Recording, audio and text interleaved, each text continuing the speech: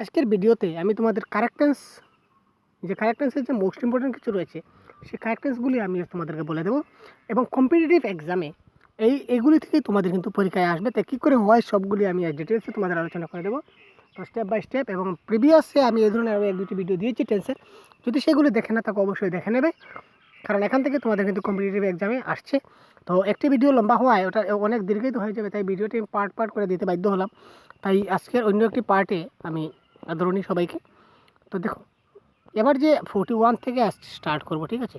তো 41 থেকে যখন স্টার্ট করবো তখন মোস্ট ইম্পর্টেন্ট যতগুলো রয়েছে সবগুলি আমরা একত্রিত করেছি। এবার আমি দেখে নেব 41-এ কী আছে। হি said that he will help her friend, অর্থাৎ হি সেড দ্যাট, অর্থাৎ আমরা ইনডাইরেক্ট ন্যারেশনের ফর্মে রয়েছে সেটি। He said that he will help her friend. তো she said that he would help, কী হবে? উইল থেকে উইলটা চেঞ্জ হয়ে সেখানে সেড আছে, তো উইল চেঞ্জ হয়ে কী হবে? উড হবে। উইলটি চেঞ্জ হয়ে কী হবে? উড হবে।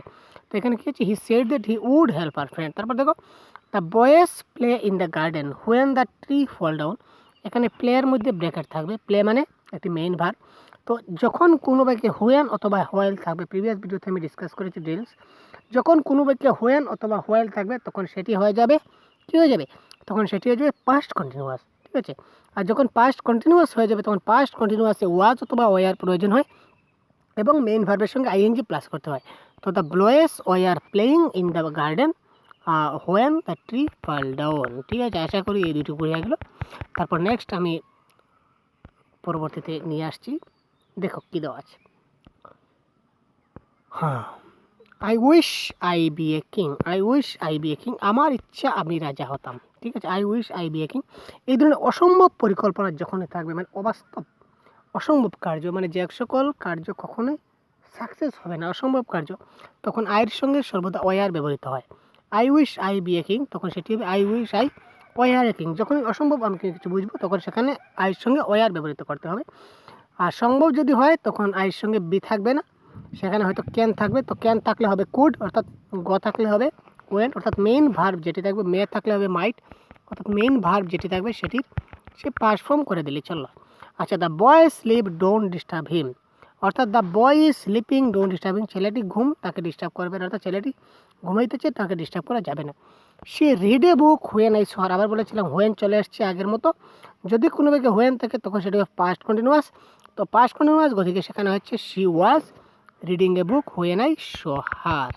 তারপর নেক্সট ইম্পর্টেন্টগুলো দেখে নিই, এবং তোমরা যদি প্রিভিয়াস পার্টগুলো যদি এখনো দেখে না থাকো অবশ্যই দেখে নেবে, কারণ সে কম্পিটিটিভ এক্সামে বা তোমাদের এন্ট্রেন্স যে তোমরা দিতে চলেছো অ্যাডমিশন টেস্টে এই তোমাদের সিলেবাসে অন্তর্ভুক্ত রয়েছে কিন্তু এই কারেক্ট অ্যান্সার তোমরা নিশ্চয়ই দেখেছো। তাই এই সিলেবাস থেকেই আমি বাছাই করা মোস্ট ইম্পর্টেন্ট যতগুলি রয়েছে সবগুলি আমি পরপর করে তোমাদের দিতে চলেছি। তো একটি ভিডিওতে অনেকগুলি দেওয়া সম্ভব হয় না, অর্থাৎ ভিডিওটি দীর্ঘায়িত হয়ে গেলে তোমাদের বোরিং ফিল করতে হয়।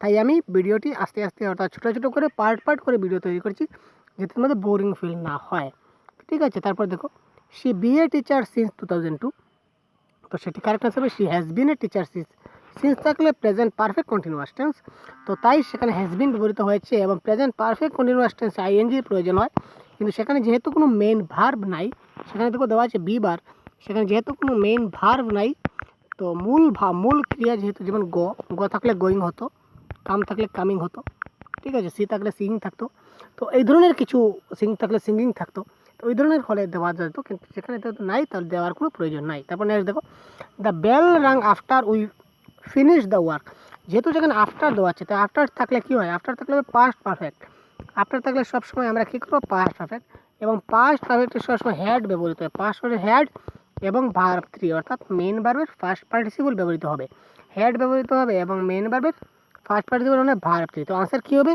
The bell rang after we had finished, after we had finished the work. দেখে নিই আমরা আনসারে কী দেওয়া আছে, এই দেখো দেওয়া আছে the bell rang after we finish the work. তারপর দেখো, please ring me up as soon as he come, ঠিক আছে?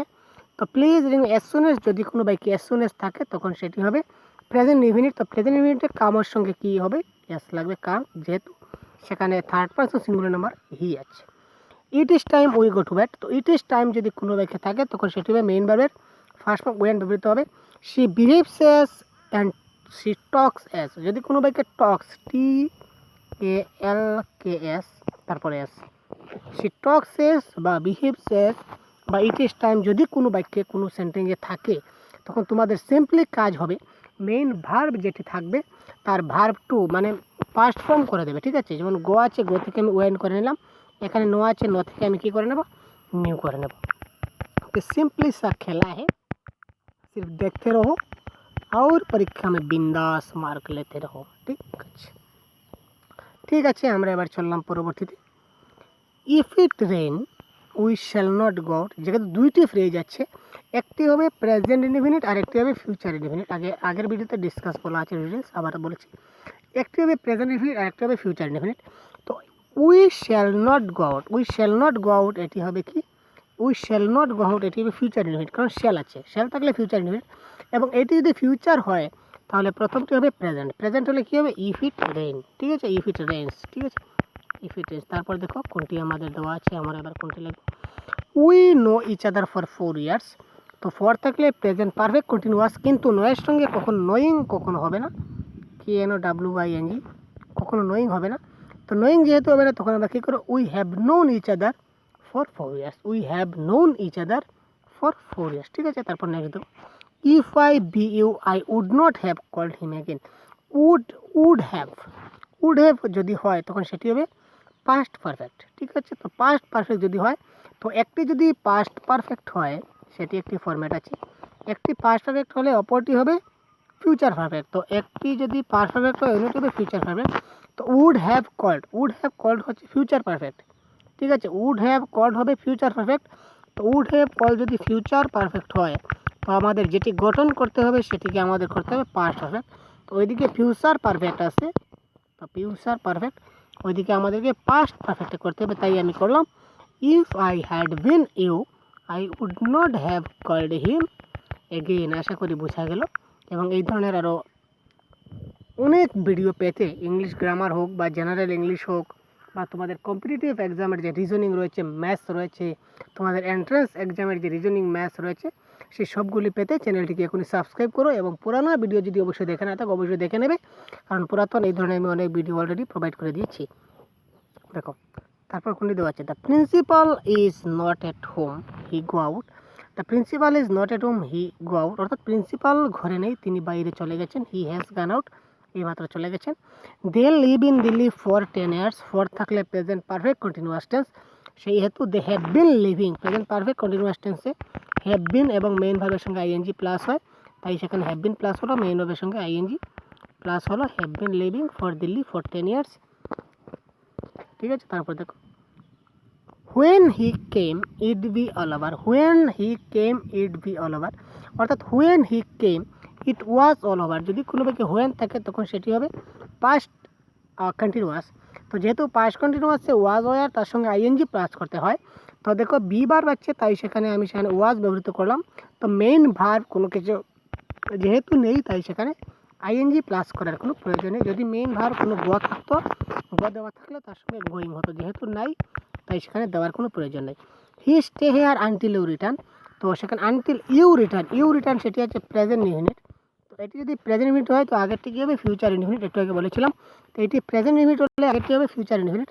তো এটি প্রেজেন্ট ইনডিফিনিট, আগেরটি ফিউচার ইনডিফিনিট হবে he will stay here, he will stay here, এটি হবে আমাদের কারেক্ট আনসার। তারপর আমরা নেক্সট দেখে নিই, ঠিক আছে।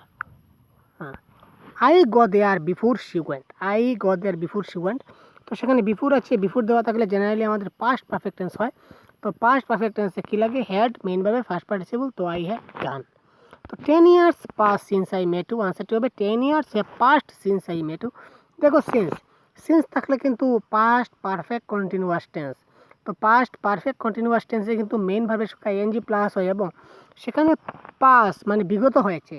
আর পাসিং মানে যে কোনো এক্সামিনেশনের পাসিং কথা বলা হয়, সেটি জিরান ফর্মে ব্যবহৃত হয়, আদুরেজ ব্যবহৃত হয় না নোয়িংয়ের মতো।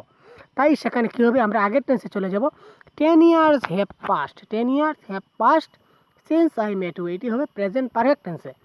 when she came I write a letter, when she came I write a letter, তো when she came কোনো বাক্যে যদি when থাকে তখন সেটি কী হবে, প্রেজেন্ট কন্টিনিউয়াস টেন্স হবে। তো প্রেজেন্ট কন্টিনিউয়াস টেন্স যদি হয় তখন সেটি হবে I was writing a letter, তো বারবার বলছি, এই ধরনের অনেক ভিডিও পেতে চ্যানেলটিকে এখনই সাবস্ক্রাইব করো এবং আমাদের সাথে থাকবে। তো একটি ভিডিওতে সবগুলি দেওয়া দীর্ঘায়িত হয়ে যাচ্ছে, বোরিং ফিল হওয়া শুরু হয়ে যাবে। তাই পরবর্তী যে অংশগুলি তোমরা দেখতে পাচ্ছ মোস্ট ইম্পর্টেন্ট সবগুলি আমি আমার পরবর্তী ভিডিওতে দিয়ে দিব। তোমরা সাথে থাকবে, ভালো থাকবে, সুস্থ থাকবে। ধন্যবাদ।